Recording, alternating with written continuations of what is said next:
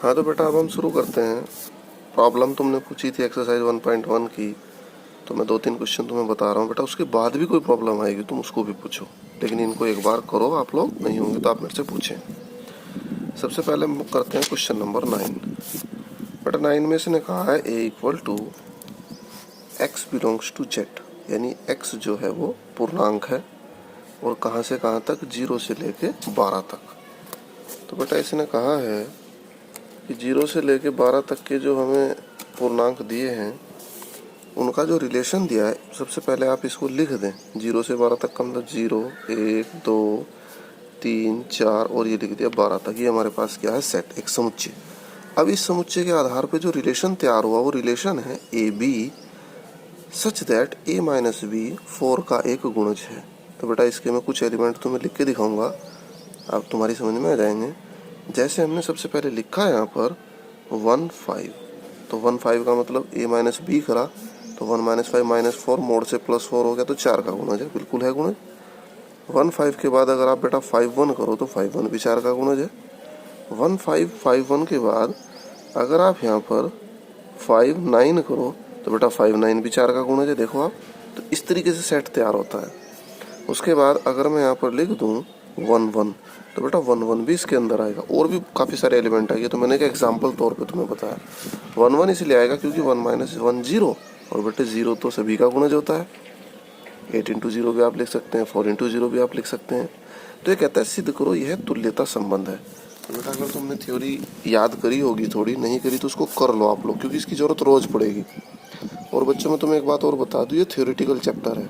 इस theoretical chapter में बोलना बहुत ज़्यादा होगा, लिखना बहुत कम होगा। तो इसलिए आप लोग सुनने की आदत डालें, क्योंकि तुम ज़्यादा सुनोगे तभी इन क्वेश्चंस को कर पाओगे। और इनकी थ्योरी को याद जरूर करें एक बार, क्योंकि इनमें बहुत ज़्यादा डिपेंड है, एक दूसरे पर डिपेंड हुए बहुत सारे हैं। अब जैसे इसने बोला था कि तुल्यता संबंध, तुल्यता के लिए रिफ्लेक्सिव सिमेट्रिक ट्रांजिटिव, अगर ये तुम्हारे याद होंगी तभी तो तुम इनको समझ पाओगे। याद नहीं है तो फिर तुम देखते रहो इनको। तो बेटा नहीं याद है, इनको कर लो एक बार सीरियसली होके, और टेस्ट भी होगा इसका। तो रिफ्लेक्सिव के लिए हमने कोई भी एक एलिमेंट ले लिया, माना एक एलिमेंट 1 ले लिया हमने, बिलोंग कर रहा है जो ए में, तो तब रिफ्लेक्सिव की कंडीशन क्या हुआ करती थी कि 1, 1 बिलोंग काय में करना चाहिए, आर में। देखो 1, 1 आर में बिलोंग कर रहा। देखो ये क्या था हमारा रिलेशन, क्यों करा आगे आप कारण भी लिख सकते हैं क्या, क्योंकि 0 क्या होता है, 4 का गुणज होता है, क्योंकि 0 तो सभी का गुणज होता है बेटा, 0 4 का गुणज होता है। 1 माइनस 1 करो 0 आ गया। तो पहली कंडीशन हमारी होगी वेरीफाई। अब दूसरी आती है सिमेट्रिक। सिमेट्रिक के लिए 2 एलिमेंट ले लिए हमने, माना यही ले लो इसी की, तो तुम्हें एग्जाम्पल भी देने में सुविधा रहेगी। हमने 1, 5 ले लिया, माना 1,5 बिलोंग्स टू ए। तब यानी 1 और 5 दोनों हमारे सेट ए में हैं, तो तब क्या क्या होना जरूरी था बेटा, 1, 5 बिलोंग्स टू आर तथा 5, 1 बिलोंग्स टू आर। देख लो आप, दोनों 4 के गुण जड़ दोनों यहाँ भी हैं। तो इसका मतलब क्या हुआ, अतः यह सिमेट्रिक है, यानी सममित का पालन करता है। तो बेटा ये भी हो गया। अब आपने ट्रांजिटिव ले ली। ट्रांजिटिव में मैंने इसीलिए इसको उदाहरण इस तरीके से दिया था ताकि तुम्हें समझने में दिक्कत ना आए। तो हमने क्या किया बेटा, इस बार 1, 5 और 9 ले लो आप। 1, 5, 9 बिलोंग्स टू ए। अगर 1, 5, 9 ए में बिलोंग करते हैं तो क्या क्या होना चाहिए था ट्रांजिटिव के हिसाब से, 1, 5 belongs to A, 5, 9 belongs to A, और बेटा 1, 9 belongs to R, sorry R R R R belongs to R. तो आप देखें 1, 5, 5 में से 1 गया 4, 4 का गुणज है। 9 में से 5 गया 4, 4 का गुणज। 9 में से 1 गया 8, 8 भी 4 का गुणज है। बेटा इसको सिर्फ वेरीफाई कर रहा है तो। और इसको आप ऐसे भी देख ले, ए बी, बी सी और ए सी, तो कंडीशन वेरीफाई हो रही। तो इसका मतलब क्या हुआ, ये ट्रांजिटिव का पालन भी करता है। इसका मतलब क्या हुआ कि आर जो है वो तुल्यता संबंध है, यानी आर इज इक्विवेलेंस रिलेशन। क्योंकि इक्विवेलेंस रिलेशन के लिए हम क्या चेक करते हैं बेटा, यहाँ पर तीनों कंडीशन, अगर तीनों होगी तो हो गया, अदरवाइज नहीं। अब बेटा इससे नेक्स्ट क्वेश्चन हम करते हैं यहाँ से। तो इससे नेक्स्ट जो क्वेश्चन था हमारा वो क्या था, मैं आपको एक बार दिखा दूँ क्वेश्चन। यदि सेट ए किसी समतल में स्थित बिंदु, समतल में स्थित बहुत सारे बिंदु हो सकते हैं कहीं भी, तो सबका क्या है सेट ए, और आर जो है यानी रिलेशन जो हम तैयार कर रहे हैं वो क्या, पी क्यू।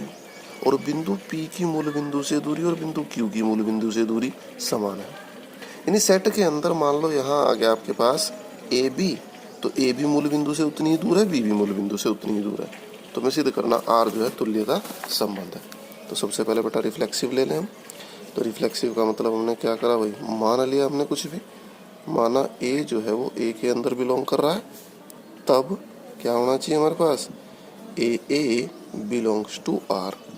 बेटा अगर A के अंदर है तो A कोई पॉइंट हो गया तुम्हारे पास, यहाँ एक उदाहरण से बता दूं मैं, ये आपका क्या है 0 0 और ये क्या है आपका A। तो बेटा ये जो डिस्टेंस है ये हमने मान ला 5 सेंटीमीटर है, तो ये A 2 बार आप नाप लें इसको तो बात तो वही रहेगी भाई। A का मतलब क्या है कि मूल बिंदु से A की दूरी, इस वाले A का क्या मतलब है, मूल बिंदु से A की दूरी बराबर है, तो दोनों 5 ही होगी, दोनों बराबर होगी। तो इसका मतलब क्या हुआ, ये रिफ्लेक्सिव नियम का पालन करता है। इसका आप कारण भी आप लिख सकते हैं कि दूरी को 2 बार मापने पर, कि हमने दूरी को 2 बार माप दिया बस। उसके बाद सिमेट्रिक के लिए हमने क्या लिखा हुआ है यहाँ पर, माना AB बिलोंग्स टू A, यानी A और B दो बिंदु हैं किसी समतल में, तो क्या होना चाहिए वहाँ पर, AB बिलोंग्स टू R तथा BA बिलोंग्स टू R। बेटा A की मूल बिंदु से उतनी ही दूरी है और B की भी मूल बिंदु से उतनी दूरी, जैसे मैंने ये बनाया A की भी मूल बिंदु से उतनी ही दूरी है और B की भी मूल बिंदु से उतनी दूरी है। तो बेटा पहले आप ये कह दें B की दूरी 5 है, फिर कह दें A की दूरी 5 है, कोई फ़र्क पड़ा? या पहले कह दें आप A की दूरी 5 है, B की दूरी 5 है, कुछ फ़र्क पड़ा? कुछ नहीं फ़र्क पड़ा ना। कोई से को पहले बोल दें तो ये हमारा सिमेट्रिक नियम का पालन भी करता है। समझ में आ गई बात? आगे आप कारण अपनी मर्जी से अपनी लैंग्वेज में लिख सकते हैं। ट्रांजिटिव में हमने क्या करा बेटा, ABC बिलोंग्स टू A, तब AB belongs to R, BC belongs to R तथा AC बिलोंग्स टू R। तो इसका मतलब क्या हुआ, अब बिंदु कितने हो गए हमारे पास, 3। एक बिंदु यहाँ क्या ले लिया हमने, C। तो बात तो वही हुई बेटा भाई, A की दूरी 5 है मूल बिंदु से, B की दूरी 5 है, फिर कह दो B की दूरी 5 है, C की दूरी 5 है, इसका मतलब तीनों। यहाँ आप कारण भी लिख सकते हैं कि तीनों बिंदु A, B, C समतल पर मूल बिंदु से समान दूरी पर हैं, मूल बिंदु से समान दूरी पर हैं। मुझे उम्मीद है बेटा बिल्कुल क्लियर समझ में आ गया होगा। और इसलिए जब तीनों वेरीफाई हो गए तो क्या हुआ कि ये इक्विवेलेंस रिलेशन है। ठीक है बेटा, कि ये इक्विवेलेंस रिलेशन, यस कि इक्विवेलेंस रिलेशन है। समझ में आ गई होगी बात, मुझे उम्मीद है पूरी। बेटा इसका बी पार्ट भी है, वो मैंने जान के नहीं तुम्हें बताया। उसने कहा कि ये जो सारे बिंदु ये क्या बनाते हैं, एक सर्कल। बेटा सर्कल की तुम्हें डेफिनेशन पता है कि मूल बिंदु है, सपोज करो सर्कल का सेंटर, और A जो है वो भी 5 सेंटीमीटर दूर है, B भी 5 है, C भी 5 है, D भी 5 है, E भी 5 है, सारे 5 है। तो 5 क्या होगी इसकी त्रिज्या, और सारे बिंदुओं को आपस में मिला दे तो क्या बन जाएगा, एक सर्कल। तो बेटा खुद कोशिश करनी है, क्योंकि तुम्हें कोशिश खुद ही करनी है, जो प्रॉब्लम आती है उसको तुम पूछें। तो बेटा एक क्वेश्चन और मैं लगे हाथ तुम्हें बता दूं, वीडियो थोड़ी सी बड़ी तो हो ही रही अब, लेकिन क्या करें बेटा, वीडियो अगर बड़ी नहीं होगी तो फिर समझाऊंगा कैसे मैं तुम्हें। तो A = समस्त त्रिभुजों का समुच्चय। तो बेटा A के अंदर समस्त त्रिभुज हैं, चाहे कोई किसी भी तरीके का है, ये ध्यान रहे, समस्त त्रिभुज, समबाहु, विषमबाहु, समकोण, समद्विबाहु सारे हैं। अब देखो R T1 T2 के समरूप है। समरूप तुम्हें पता है बेटा, समरूप को मैं बार बार रिपीट नहीं करूँगा, समरूप तुम्हें पता ही है, तो फिर भी मैं चलो बना दूँ। अगर ये तुमने एक समकोण त्रिभुज बनाया और जिस रेशो में, मान लो ये 2 थी, ये 4 थी, तो इसी रेशो में डबल कर दिया हमने, तो 2 की 4 होगी, 4 की 8 होगी, उसी रेशो में डबल हो जाएगा। तो इस तरीके के त्रिभुज क्या होते हैं, समरूप, यानी जिनकी भुजाएं क्या होती हैं, समान अनुपात वाली होती हैं, कोण जिनके बराबर होते हैं, बहुत सारी कंडीशन होती है, मैं सारा तो नहीं बता सकता। तो बेटा चेक करें सबसे पहले रिफ्लेक्सिव। तो रिफ्लेक्सिव के अंदर हमने एक त्रिभुज ले लिया T1, स्मॉल t1, माना small t1 belong to A, यानी T1 जो है एक त्रिभुज है। तो इसका मतलब क्या हुआ बेटा, T1, T1 belongs to R। T1 कहाँ बिलोंग करना चाहिए, R में। तो बेटा T1 का क्या मतलब हुआ कि जो त्रिभुज है वो अपने आप का क्या है, समरूप त्रिभुज होता ही है। भाई आप इसके आगे कारण लिखें, प्रत्येक त्रिभुज क्या होता है, स्वयं का समरूप होता है। देखो बेटा, जैसे मैं ऊपर कह रहा था दूरी 2 बार नाप ली, तो ऐसे में यहाँ कह रहा प्रत्येक त्रिभुज स्वयं का समरूप त्रिभुज होता है। तो क्लियर होगी बात। अब आपने क्या ले लिया, T1, T2 belongs to A। तब अगर दो त्रिभुज है हमारे पास T1, T2 जो A में बिलोंग कर रहे हैं, तो बेटा T1, T2 belongs to R तथा T2, T1 belongs to R। तो बेटा कारण इजीली समझ में आ गया होगा कि पहला त्रिभुज दूसरे का समरूप है, तो बेटा दूसरा भी तो पहले का समरूप होगा। ऐसा थोड़ा ही एक ही समरूप होगा।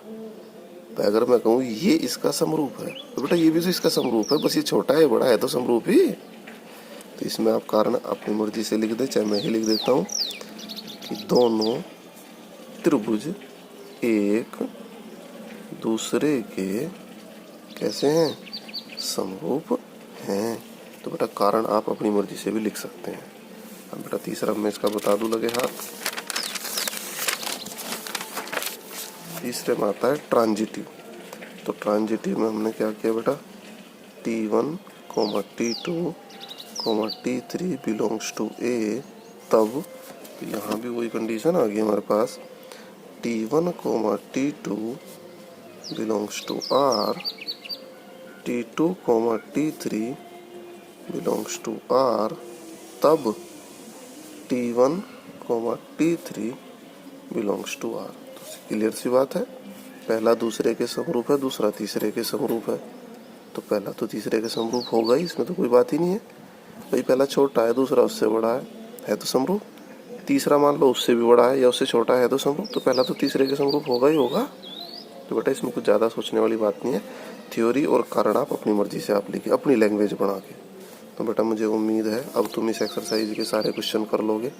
बेटा शाम को मैं एक वीडियो फिर से भेजूँगा अगली एक्सरसाइज के 1-2 क्वेश्चन की, क्योंकि इसमें बहुत ज़्यादा बोलने का, बहुत ज़्यादा समझाने का है चैप्टर में। तो इसलिए आप लोग समझने की कोशिश करें, रोज़ का काम रोज़ निपटाएं और वीडियो को पूरे ध्यान से सुने। और बेटा बाकी जो क्वेश्चन रह गए उनको आप निपटाएं। वीडियो को लाइक ज़रूर करें ताकि वो तुम्हारी लाइब्रेरी में रहने तो भाग जाएगी, फिर तुम्हें 10 दिन बाद ज़रूरत पड़ने लगी, फिर वो नहीं मिलेगी। तो बेटा इस चीज़ का पूरा ध्यान दे तुम लोग। चलो तो बाकी काम हम शाम को कराएंगे।